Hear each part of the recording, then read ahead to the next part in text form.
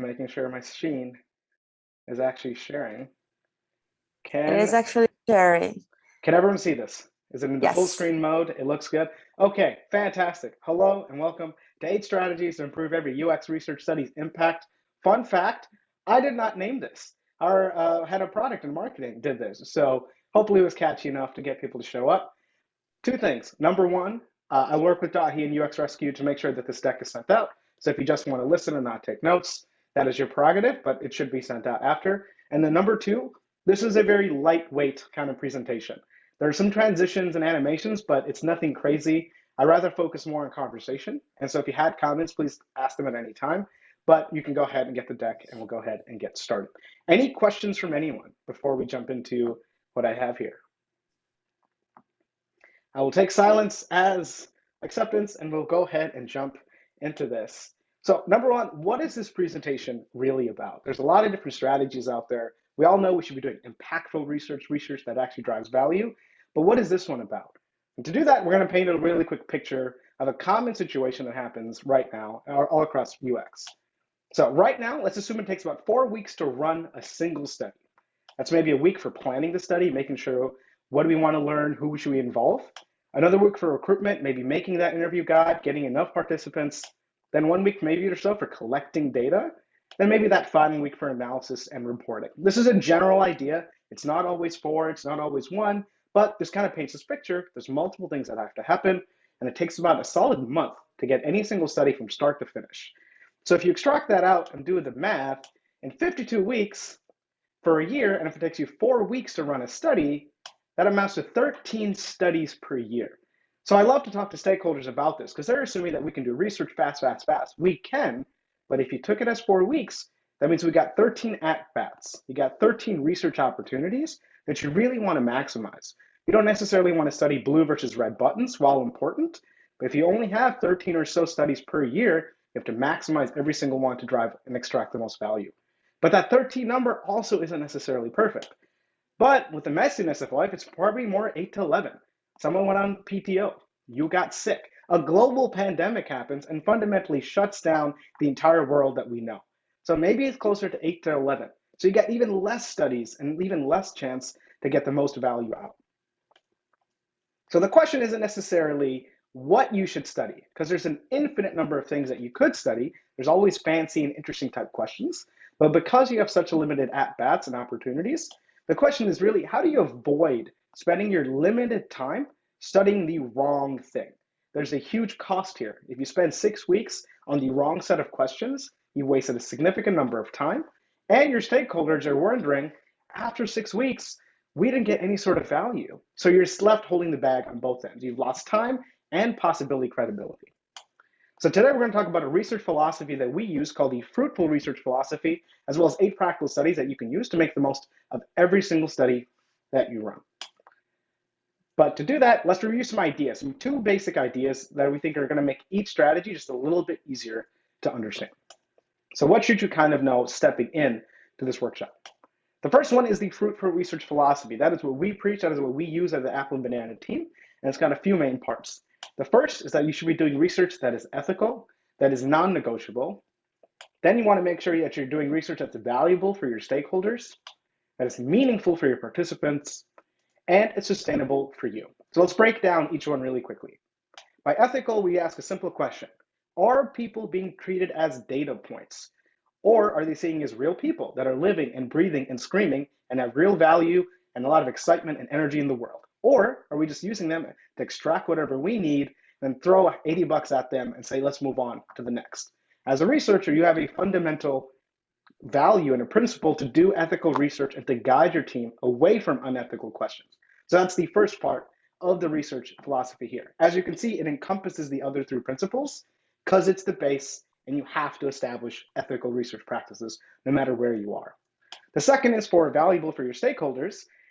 The value they get is a change in their perspective on the product, the problem, or the people that they're building for, or how they make those decisions. They're getting enough to actually make smarter decisions faster, or the best case, they're getting enough research value to say, we can avoid this. We know enough about the people that we're building for to know that they wouldn't like this dark pattern. Here's something else that we can consider and iterate on top of. You also want to consider how meaningful research is. The entire study really works for you and your team. You're getting value, you're getting analysis, you're getting data, visualizations, quotes. But at the end of the day, people are showing up, and they're graciously giving you their time, their energy, and in some sense, their data. So can you do research that respects the energy and the expectations of your participants so they actually find it's a meaningful use of time, not just I keep getting hit to take the survey, I guess I'll fill it out so they stop annoying me. And the third one is sustainable for you, is how will you respect yourself throughout this process? Any researcher here, qualitative or quantitative, you are very much a part of the research equation. If you are going to interview 100 people today, you're going to be on PTO for the rest of the month. So really don't burn yourself out in any single study, but think about how does this study ladder to something else? If you have a handful of participants, maybe you don't want to ping them for every study. Can you be smarter on using your own research panel moving forward? So if you can be ethical, valuable, meaningful, and sustainable with research, for us, that is the fruitful research philosophy. If you're keeping these 4 values in mind, it is almost by fact or guarantee that you'll be able to run a very impactful research because you've made it real, you've made it dynamic, and you've made research a really powerful part of the product design process. The second idea is around tactical and strategic research. You probably have heard of this, but just going to go over this quickly so we can level set with whoever is on the call. And these two tend to change or be different by their focus and the goals of their research. And we'll have a couple of examples just to cement the idea. So for tactical research, we'll start there. Oh, come on. This is when you're doing research that's product, service, or company focused. Essentially, the product is at the center of every single question. We want to know more about the product, the relationship there. And the goal of tactical research is really about optimization. What are we doing well right now? How can we do it 1% better next year, next quarter, next time someone goes to check out? So a couple examples here that you might be focused on for tactical research is a core KPI, sales, average basket price, the time it takes to register or sign up, things that you can optimize slowly and surely using good UX practices and working with other teams. So a couple of questions here for tactical. Why do people keep leaving the sign up page? The focus really is on the sign up page, but we're talking participants to learn. When do new customers expect to see an expedited shipping option? And why is the redesigned maps page performing worse than the current version? All of those questions have to do with the product and anything around that product. But let's jump over to the other side, strategic research, where you put a user or their segment and their behavior, expectations, constraints, goals, and needs at the center. Where we're not looking at us, but we're looking to deeper understand the people that we're building for. The core goal of strategic research is really about differentiation and innovation. This is where opportunities come. This is where people see something in the room and are in the data and saying, here's an entire new way of building this product for an unmet need. We see this that our customers and our competitors don't. We can go out and actually build something around that. So some examples for questions. What does the future of remote healthcare look like?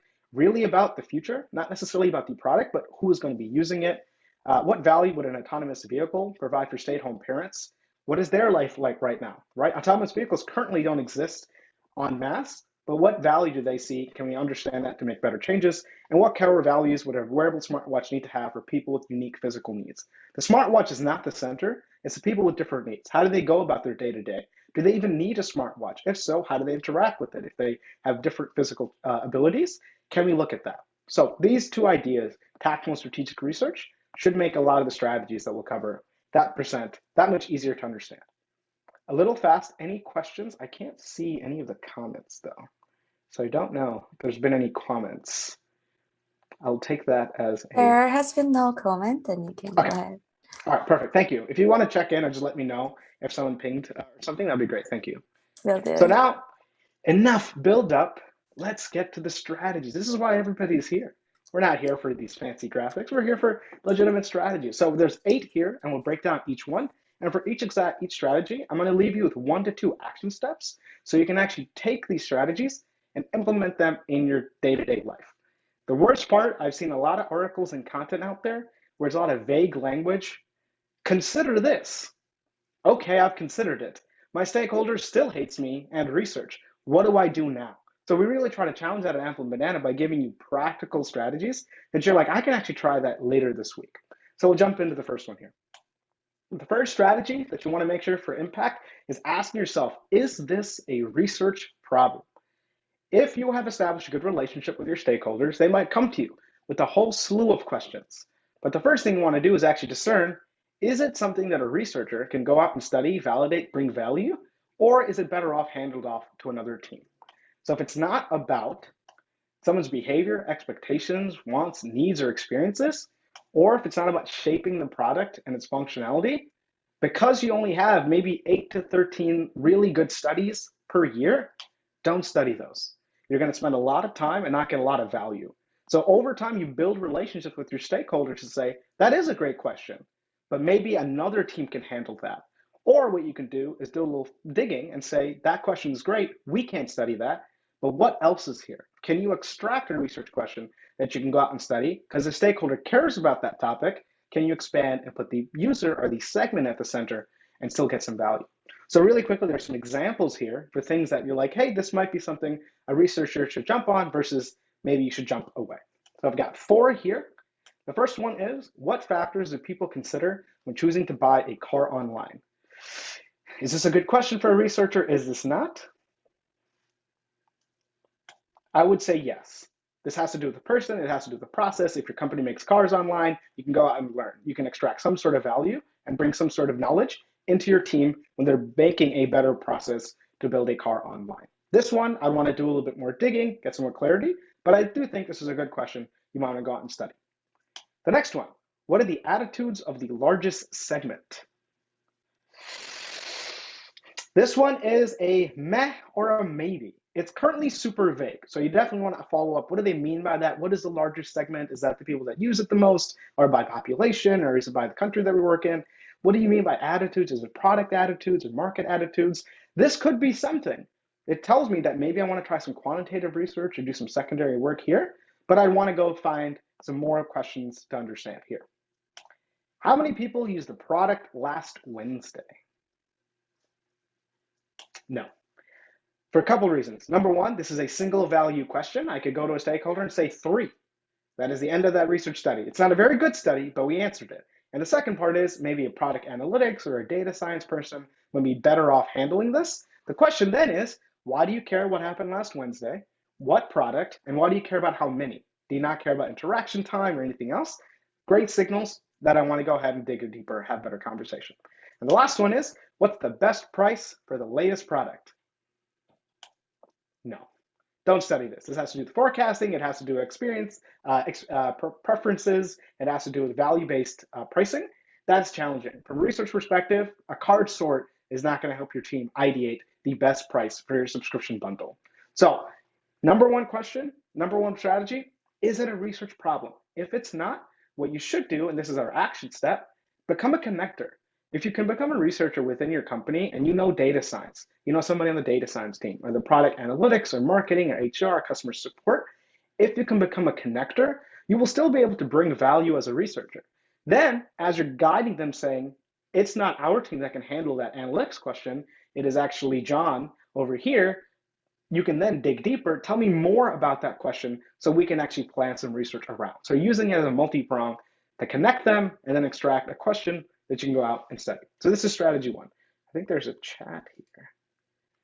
San Francisco.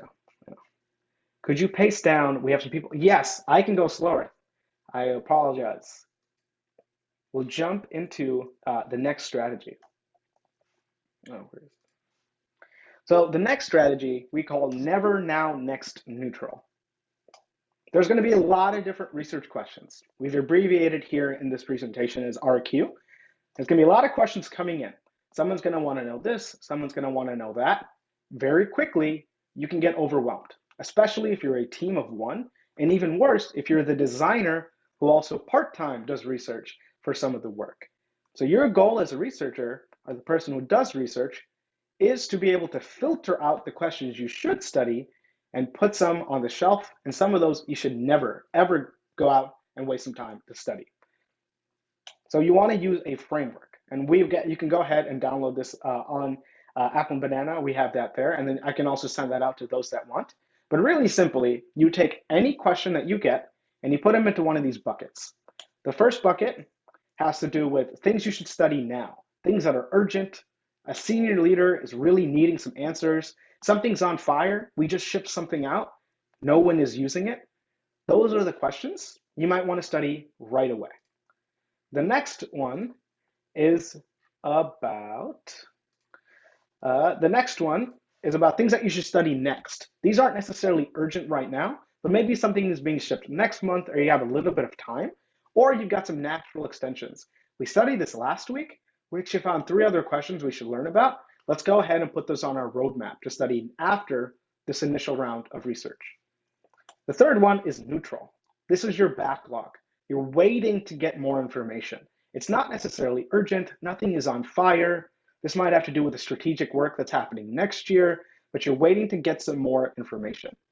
Now, next, and never, neutral, become the things that you actually study. This is where your team sees research becoming real. This is where they get a deck, or they're called in to take some notes, or they come with you to go to a location to observe. Now, next, and neutral, that's where you start. The other bucket, though, is things that you should never study. These are your unethical questions that we've talked about before, where people are treated as data points. Don't spend the time. Don't reinforce with your team that unethical questions are good to study. It sends the wrong message. It devalues the people that they're actually trying to build for. Other questions you shouldn't study, things that are repeated, or they're super tactical. Should the design be red or blue?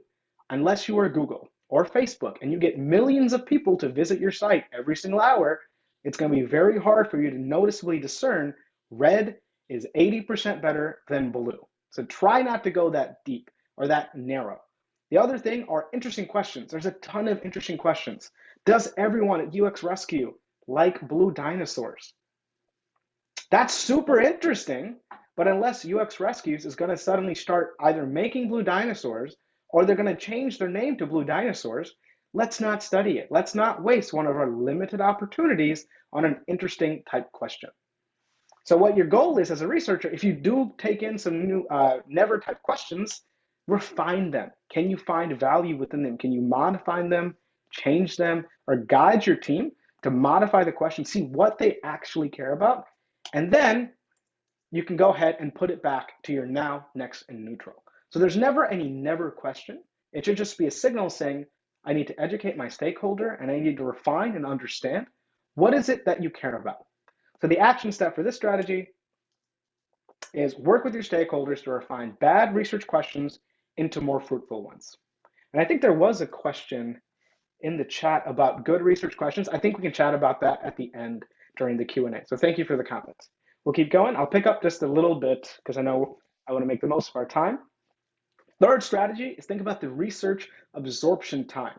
The minute you deliver a finding or a highlight or an insight or whatever, no company typically is going to drop everything, jump ship, and implement those findings. It is going to take time for it to go through the product and design, engineer. If it gets into HR or legal or marketing or data science or sales or customer service, it's got to make its rounds. So we call that research absorption time. And so the way we define that is it's roughly how long it takes your team to digest all your findings, make sense of them, and then either make or consider an evidence-based decision. It is a variable quantity. It's not 2 minutes here, an hour here. It's going to change from study to study, but you should definitely factor that. This is one of the reasons that a lot of researchers talk about doing research as early as possible. The earlier we get it to you, the greater the chance that it can diffuse, to get this knowledge all across the company. We can make an aligned decision and actually do something that benefits the company and the people that we're building for. What is interesting though about the absorption time is it's actually inversely related to how often your team releases. For example, if your company releases often, we're talking your big tech, Facebook, Google, Amazon, things like that, they tend to have a shorter absorption time because, number one, those teams are isolated together. Product people sit together. So when you're presenting to one team, you're presenting to all of the decision makers at one time. And the second thing is they've already proven that they can actually make changes quickly. If they couldn't make changes quickly, you might want to study this earlier or budget more time. On the other side is companies that release infrequently have a longer absorption time. They've got more hierarchy. They've got more people that have to sign off. They've got more people that have to be involved in even paying for the research in the first place. So the action step here is work with your team if you should move up or delay studies based on how quickly we release. If we release every week and this is a somewhat okay tactical question, we don't necessarily have to jump right now. We can work and say in 2 weeks we can study it, knowing within a couple days we can make any quick changes to the product. But if your team is going to stop making socks and is going to start making spaceships, you definitely want to consider the absorption time and try to study as early as possible. The fourth strategy is around the tactical and strategic research again. What people, especially non-researchers, might not know is that all research value slowly decays over time. That study you did last year, probably still relevant, but the study you did 10 years ago, 15 years ago, actually in the age of software, the product research that you did 2 years ago might be completely outdated because that entire team doesn't exist. So the knowledge that you collect slowly decays over time. The only difference is tactical knowledge and strategic knowledge, they decay at different rates. So if you map out how long, so this is your X variable on the bottom, how long you might use a piece of knowledge. Hey, we can jump back to last year and see, we did some usability research here. Here's a better solution. So if you look at time, then on the X-axis, you have value. This knowledge is still supremely useful. It helps us make a decision or it helps us avoid making poor product decisions. If you map that out, tactical research looks something like this. The value quickly drops. If I ran research last year, my usability test findings on version 3.4.1, they're probably not going to be very helpful this year for version 5.2. We've done the research, we've learned something, but those exact findings, we're probably not going to refer back to them. On the other side, strategic research, let's say we were trying to figure out the phases that people go when they buy a home, right? From year to year, maybe online, maybe during the pandemic, more strategic research. We're looking at people, not necessarily a product or a platform. Strategic research decays much less slowly.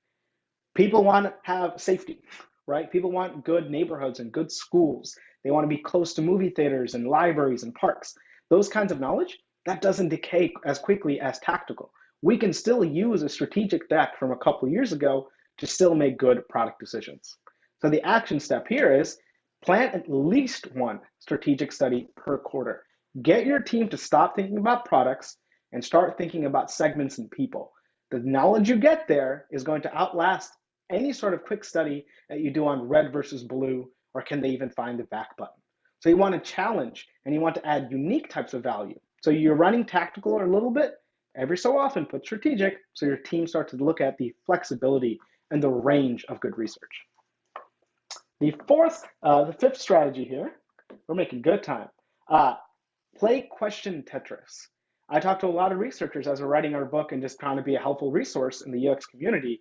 A lot of them say when stakeholders start to like research, they start asking for more. So what happens is these researchers quickly get overwhelmed. I've got 30 questions and 4 teams. I got to analyze this. I got to recruit. I got to plan. I got to take a break, yada, yada, yada. So very quickly, all of these questions start to look like the same. They're looking like everything is a red flag. I have to jump at everything. If you stopped and took a deep breath and started looking at similarities and patterns within your questions, you're going to start to make real sense of it. Maybe none of these questions aren't all gray. Maybe a few of them are green, right? Maybe the green relates to a certain type of product or a certain user. Maybe these are newer people to the company. And maybe red is about things that are financial and we're losing money. And maybe there's a question that's looking at a tool, another one that's looking at a context or environment that we care about.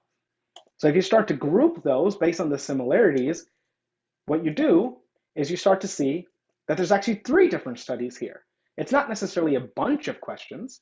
It is 3 different studies that we can go out and plan and use our now, next, never framework and think about absorption time and things like that. So when you're thinking about questions, even if you get them from the same stakeholder as in this circle, at the same time, you don't necessarily have to study them at that time. If you're already recruiting new users and it's a challenging issue, why don't you wait to collect some of those research questions? Then when you have those participants, you can still get all the value that you need to. So the idea here is group research questions, wait and group them as similar populations or topics. You can start to see there's a ton here for people that have churned and come back to the company. We can spin up larger research, maybe multiple rounds, maybe mixed methods. And the second action step is to encourage your team to start answering Sub-questions to smaller studies. If we have one question for users that are completely new, can we wait and ask them to explore? Can we ask new questions? Can we make the most out of this? We don't just want to get 10 people for a study, ask them one question, get that value, and then say thank you, bye. Can we make the most out of every single study?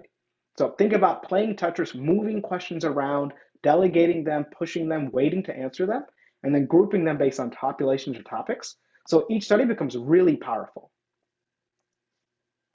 Strategy 6. This one is about parallel pathing. Time only, correct me if I'm wrong, and please, anyone on the call, time only goes one way for most people. Correct me, maybe not Bezos. I don't know what he's doing, or Elon Musk. For me, time goes in one direction. I can't go to yesterday, which means time is of the utmost importance. But sadly, I cannot replicate myself. I can't be doing qualitative research here and doing things other here and here at the same time. But what I can do is I can think about parallel paths. And there's 3 strategies that you can use. Number 1 is conduct secondary research. Can you look at your data? Can you look at what you already know? And can you stack studies together? In the morning, in this example, maybe I'm out in a store or an environment getting some interviews. Then maybe in the afternoon, I'm doing secondary research either for the current study or for another study for another team.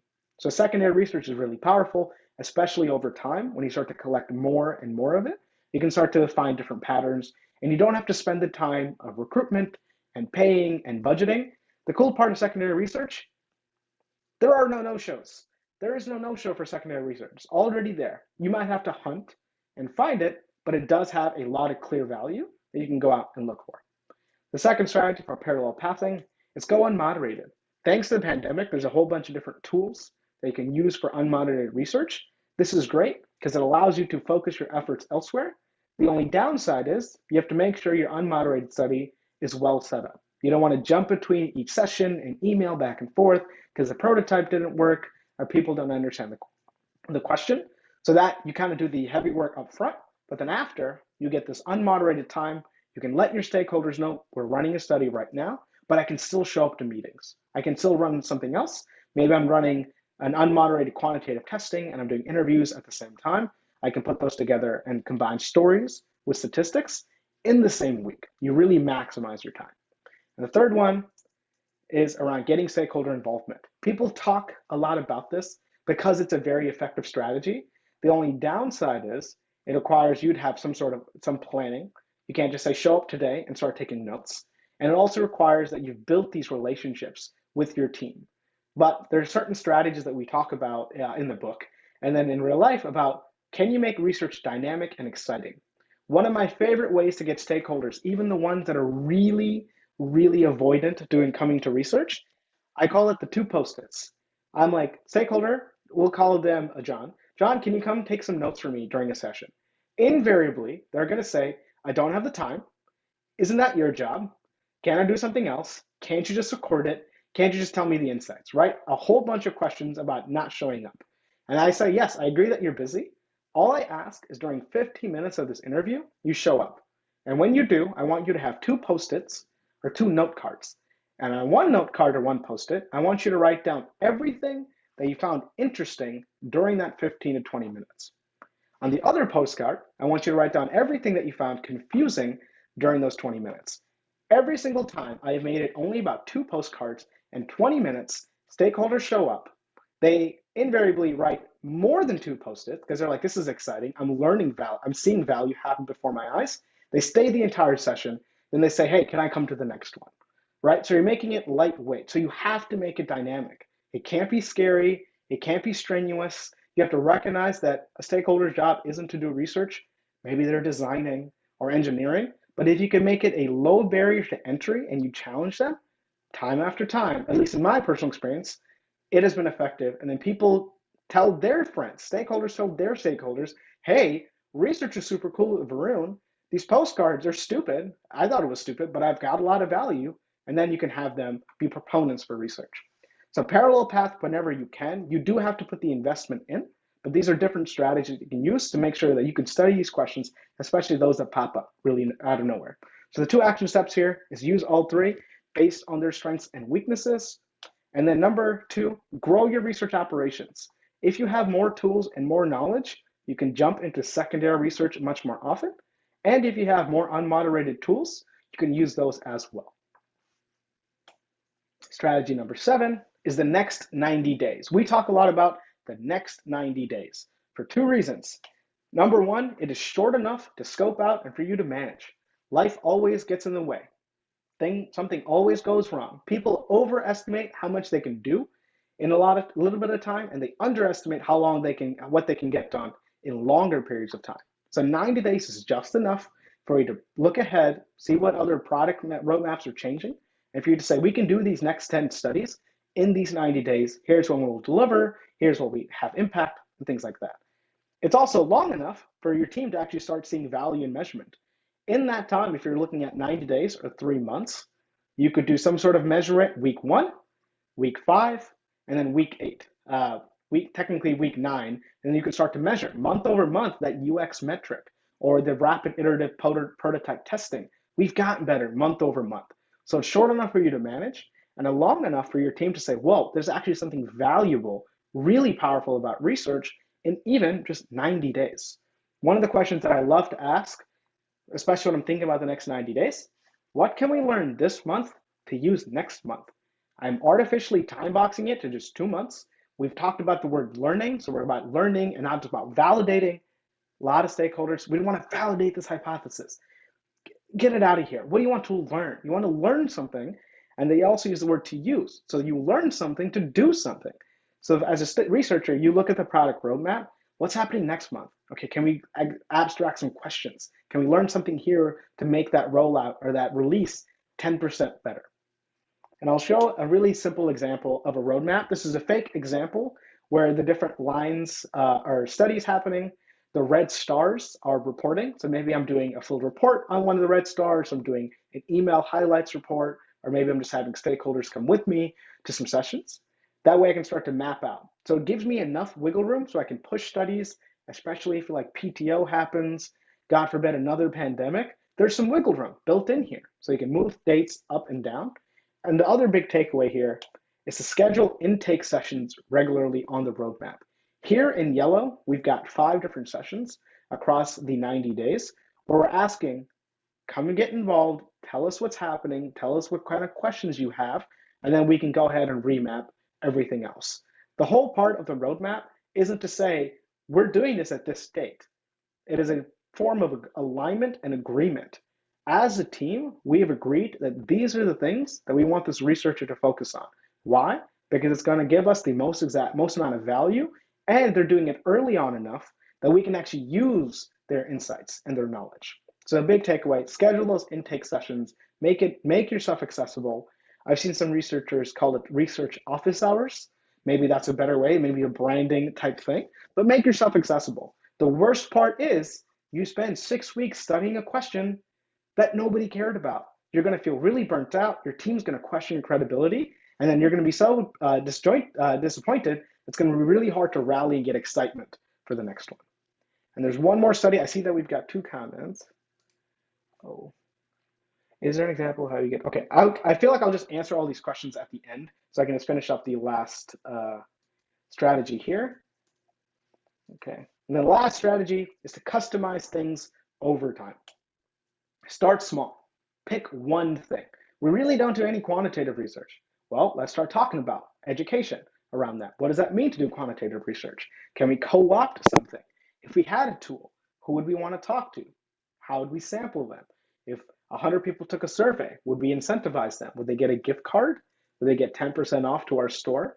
Have some of these conversations. Some areas to focus on: operations explicitly, growing your tools that you have, looking at budgets, places to improve stakeholder collaboration. Start with some of those post-it ideas and see if you can excite them. Research education is key. Can you be talking to stakeholders throughout your roadmap, one-on-one every other week? Ask them about research, ask them what's going on in their brain. And then also reporting templates. Can you make it easier that when you need to report, you're spending more time dropping in your content, less time messing around with the structure and the format, so you're moving quicker and you're getting to value. So the idea about customization over time isn't necessarily new, but what people fail to realize is that everyone's been doing it. These logos, these icons, has anyone heard of these companies? Facebook? Has anyone heard of Facebook at any time? Maybe Netflix? Guess what? They all did bad research when they first started. Now they have millions of dollars to throw the heaviest resources, the best, brightest minds, and a lot of tools that they can use. But when they started as small startups, they were scrappy. They went to coffee shops. They showed somebody a prototype and they botched it. They used paper prototypes and they did it wrong, right? They all started small and did crappy research. But now they are research powerhouses. So start small and think about building your operations and your team over time. The big action step here is budget small tasks you can do once again in those next 90 days. By the end of this month, I want to have 3 different templates for reporting. You can do that. Start small, you can build it. Then by next month, when you need to finish studies, you can just grab and grow one of those templates, see where it needs to change, make those edits, and then be ready for the next. By the end of the 90 days, I want to have onboarded an entirely unmoderated tool. If you plan ahead, you can make that happen and slowly start to build your team. So debrief and wrap up. Final thoughts here. Always be asking yourself, should I actually be studying this with the limited time that you have? Maybe it's not as extreme as having only 8 to 10 studies per year, as in this example, but it's not thousands. So you really have to be asking yourself, do I need to study this? Is it now? Can I delegate it? Can I use unmoderated? Can I push this? Can I get a stakeholder involved? Ask yourself these questions. Don't just jump into methods and analysis. Just pause for a second, get some clarity, and then move forward. When you start to use these, though, you can start to see some clear success indicators. You start to feel more confident when you need to defend or explain your rationale. Suzanne, why do we talk to 8 people? I'll tell you why, and I can give you a very strong answer and have you say, whoa, they know their stuff. And then you can also start to see your stakeholders get excited because you're making research dynamic and lightweight. You're not making it dry. You're not sending an 80-page report. You're not throwing statistical significance and confidence bands at them. You're making it about people. So the last picture here is the 8 strategies. Is it a UX problem? If not, become a connector. Can you use the framework? Your ultimate goal is to stop bad questions from even forming or even being studied. Can you think about absorption time? If your team releases often, you can study it later. If not, try to study it earlier. Can you do both tactical and strategic research? Can you get the most value out of your time instead of just looking at product questions? Can you play question Tetris? Can you weight and move and delegate and group questions by segment or topic so you get the most value out of any study you run? Can you parallel path, secondary, unmoderated, getting stakeholders to help? Can you think in 90 days, really set yourself up to win so you can scope it out and your team can see value? And then finally, customize it. Big tech, they did bad research to start. So make it work for you. Don't just customize it and don't just copy what the industry says. Recognize where your team is and build them from there. So the last idea here is that recognize that sloppy research is the first step to a great research culture. If your team does not care, you can't expect them to want to do mixed methods and multi-layered studies. No. Can I get one person to come with me to do one interview? Even if that stakeholder is leading and interrupting or whatever, that is the first step. From there, you can educate and build your great research culture. I personally think that anyone can bring great research culture to wherever they work, not just at the big techs and the startups in Silicon Valley. Anywhere you do research, you can champion and challenge people to make sure you're doing ethical, fruitful, meaningful, sustainable, and valuable research every single time. So the last thing I want to say is we've got a book coming out in early 2022. You can join the book waitlist. I can drop this in the chat. Within that book, we're going to be talking more about the fruitful research philosophy. We're going to talk more about practical strategies for qual, quant, and mixed studies, pretty much every single phase from planning, recruitment, analysis, data collection, and reporting. And then we're also going to include a bunch of guides and reference material so you can grab that really quickly. Our goal is to make you feel like you have a bunch of support at any time. And we think this book is probably the best way to do it. So Q&A, I'll quickly jump into the comments if I can find. I can't find the comments. Okay, chat. All right, let's go back really quickly. I hope I slow down. I apologize. I get jazzed up talking about research, and I don't mean to go too fast. Any tips on how to make better questions? It's a little vague. Books, anything? Depends on, I guess I'm confused, Gracie, by your question. Making better questions with stakeholders or just in general? I'm not sure if I fully understand that one. I'm going to jump. If you want to go ahead and explain maybe a little more in the comments, I'll jump into the next one. Is there an example of how you get stakeholders to be involved written somewhere, like the book you're working on? Yes. The post-it strategy is one of them. Another one that we like to do is voice memos. I have found that when I send text to stakeholders, they don't read it, or they skim the wrong thing, or they just end up emailing you. So, Varun, what's my takeaway? Because it's easier to say that than to actually read it. I like to send voice memos after sessions. Here are my top 3 highlights after this session. It's not a big insight. It's not a big report. I'm going to spend the 30 seconds. I like to record voice memos on my phone. I put participant 1 at this time. Here was what we learned. Top 3, send it to them, right? It gets them involved. And then the next time what I like to do is, can you come with me? And then you send the voice memo, right? You just delegate to the next person. You're like, I could talk. I was there in the session, and you make it small. I hope that helped. What are unmoderated tools? Could you please give examples? Unmoderated tools essentially means without you. You're using something else to collect data for you. Typically, unmoderated tools are used more in quantitative research. Like with unmoderated usability testing, you put your prototype in, you tell the system where some hotspots are, where the correct targets are, and then you let participants record themselves. You ask them to think out loud if you need it, and then they can click. So it's collecting data for you based on specific questions, but you are nowhere inside. Other tools, yep, Susanna is saying user Zoom, user testing, optimal workshop. Dovetail has some tools out there. And the cool part is there's a lot, like Microsoft and things, they're all coming out with better video recording and things you can co-opt. That's another strategy that we don't talk about here. Don't buy stuff all the time. If you already have Outlook and Office and Excel and PowerPoint, there's a whole lot of hacks that you can use to kind of piece them together. So just don't use the credit card all the time. Don't just swipe and get more tools. Can you think about meaningfully adding them over time? And then the other question, this was the research section, how to make good questions. How to make a question. A good question, actually, oh my God, there's so many questions here. This is great. I'm going to jump into the firmly one quickly. I'll come back to the questions really quickly. How do you kindly but firmly tell your stakeholder that your consistent reliance on lit review as a substitute for research is not the same thing? I've never actually been in the situation. My stakeholders don't even know about lit reviews. Half of them are saying, I need you, for them, they think research is me leaving the company and going someplace and sitting one-on-one in a dark room and getting to the facts and the figures. And I'm like, I don't know where you got that idea. But if your stakeholders are relying on a lit review, tell them 2 things. Number 1, lit review is secondary. By definition, it is outdated because you did not collect it for your primary question. That's 1. So if they want last year's insights, tell them lit review is absolutely fantastic. Number 2, lit review does nothing to actually challenge them for research. It doesn't make it dynamic. It doesn't make it lightweight. It doesn't make it seem human. It's just more facts and figures put into a paragraph form. So when they want research, tell them this is new knowledge. They can use it right away. Let them get involved so they're not waiting for a report, things like that. But a lit review, the fact that they want it, that is good. But expand them and say, we want primary data because the world that we're building in, constantly changing. Our literature review and our secondary resources, they are not. I'm sorry that you're triggered though, because that sounds like an awful situation. Suraj, okay, thank you.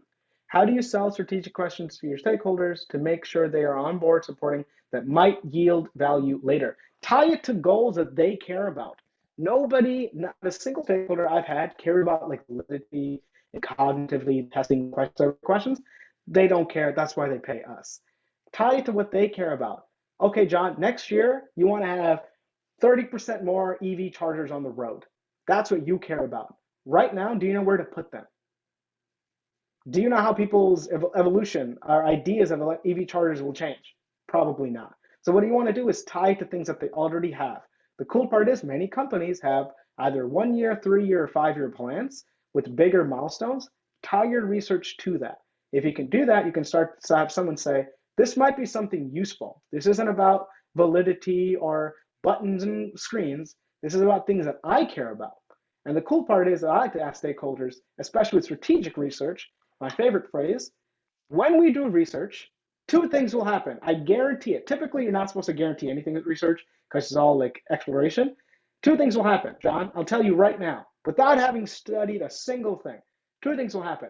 Number one, when we go out to answer this question, you're going to find out that you were right. That's incredible. You've got amazing product intuition. You really understand that people are building for. You're seeing opportunities that competitors aren't. You were right. That could happen. And that's got to feel great. The second thing that will happen is you're going to get smarter. You got something wrong, and that actually makes you more open to new ideas. So with strategic research, either plans are going to go the way you think it's going to go, which it never does, or your entire team is going to become smarter because they went out and they're okay being wrong. So those are two like very high level. I'm trying to go a little fast for the sake of time, but I hope that helps.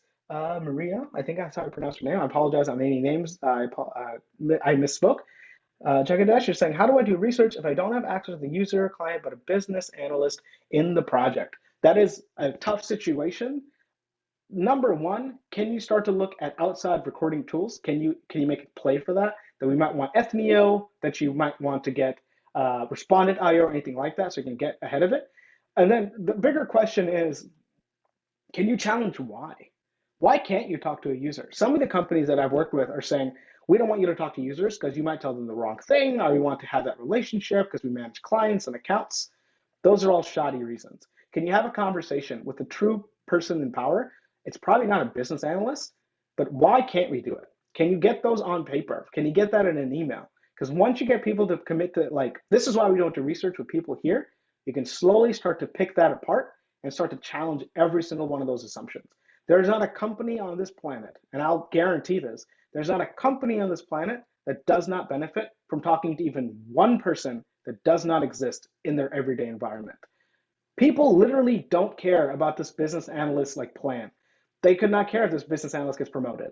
They care about the problems and the values and the goals that they have. When you talk to them, you make it real for the company. So really ask, why can't we? And can you slowly start? Is there a set of emails from last year that you could reach out to? Or is your company big enough that you could talk to some people in a distant team and still extract some sort of value? But the long-term goal would be to start talking, but slowly pick apart that reason. Justine saying, well, thank you. Great. I'm glad I helped. Now you saying you can run over time as well. I think that was it. Let's go back to that research questions. So research questions are tough. The whole point of the research question is not necessarily to specify and make it perfect and well written. It is once again for alignment. It tells you, the researcher, these are the signals. When you're out there in the real world, these are the patterns I want you to look at. So I'd like to talk more about research topics rather than questions. When I say research questions, some of the most immature research colleagues that I have, they think research questions are what I will go out and ask a participant. That I have found to be very stressful because I don't want to ask them the exact questions. I want them to ask other things and build a relationship and build rapport. So I like to talk about research topics. You want to make sure that they're not too broad. An example of a broad research question or topic, what are users?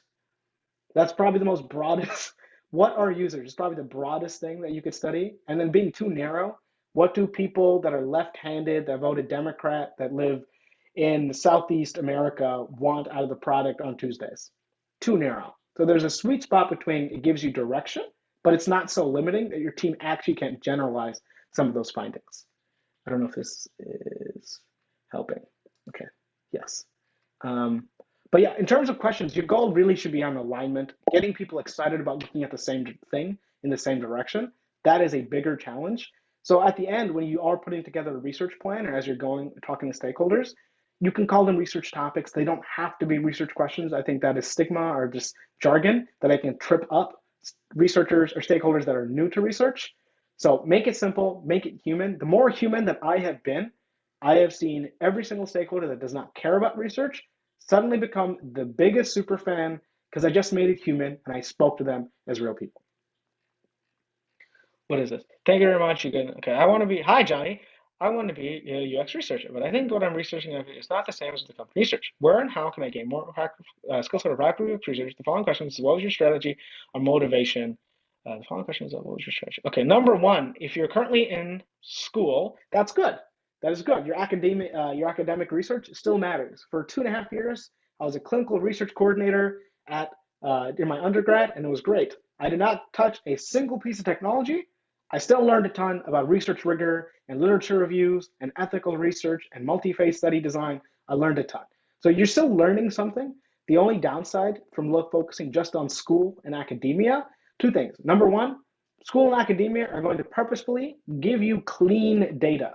They're going to tell you this is what you know already. Real life, that never happens. You are hunting for every piece of information. Even when I was at Facebook, we had data. I still have to go find it, right? So in school, that's the downside. The second side is in academia, in real life, no one tells you what to even study. They give you the data and say, do this. In real life, no one knows. So you have to fight in every meeting. I think this is a question. I think we can extract value here. I think we can do something meaningful here. So in real life, you have to be testing that out. The coolest part of your academic work and your schoolwork, take it, apply it elsewhere. Can you start micro projects and studies? One of my favorite things when I was first trying to break into this field, I also don't like that phrase break in, like there's a giant wall and you got to Superman your way through. When I was trying to pivot from what I was doing into UX, I ran a bunch of research at my house. Was it amazing? No. Was it generalizable? No. Was anything crazy? No. But it got me thinking about tools and software and research methods. And the cool part is, my house is only 5 people. So I was able to interview everybody. I was able to get everyone to take the survey, and I was able to find patterns. So start small and go out and apply something. Find a problem that you like or a product that you hate, and can you start to dissect that from a researcher's perspective? If you've got academic training, you're probably going to be able to go a little bit faster. So you're going to have to spend more time investing on how does technology work? How does the front end, the buttons you're touching, connect to the back end, the things that you don't see, the things that are super complex, right? That kind of stuff. How do you get to talk about business? There's different business models like B2B, business to business, or B2C, business to consumers. That changes the way companies build products. So go out and apply it, but also look to learn more about technology, design, and then the business that you might be interested in working on. Johnny says thank you. Very helpful, thank you. And then Suzanne, another thought for Reno Access users, I was in a situation for a 6-month contract, which meant it was hard to push up on the problem. True, if it's a contract, it's really tough. You get 40 hours and they don't let you do anything else. I can understand that. I ended up two things. Alignment personas lets you get at what internal people don't know. I think that's smart, right? Alignment, I think that's the word. Persona, ignoring the word persona, alignment, right? It gets internal, it gets people looking at the same thing. You can flesh that. I love that. Watching recorded sessions or sitting in on a meeting quietly with sales and marketing, fantastic. Talk to sales, talk to marketing, talk to customer service, talk to IT. Those people are talking to people that care about your company's products. So maybe going back to whoever's working with the business analyst, can you talk to sales and marketing instead? One of the things that I like to do, especially with sales and especially with customer service and sales, build a two-way street, right? We talk about this idea of become a connector. Can you send questions to some and can you extract questions from another team? I like to sit down with customer service, especially when I know certain topics for strategic work. Suzanne, let's say Suzanne is my customer service. You're the only person with the camera on. So when I stick with you, Suzanne, if Suzanne is my customer service rep and she is fantastic, all I'm going to say is this month, Suzanne, if you see anybody talking about search in your conversations, please send them to me because I'm trying to collect and do some research around search. That's all I've done. I've put exactly one bug in her head and I've looked for one exact signal. You just continue with your work, but the minute someone says search, you're going to be like, Varun said something. Let me just get this person's contact information, send it to you. But I also want to make sure that if you start to see things on your end, I want to be able to help you.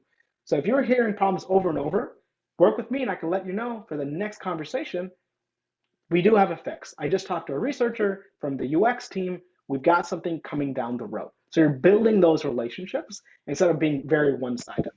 But I love that. And the last one is doing usability tests internally. Yes, 100%.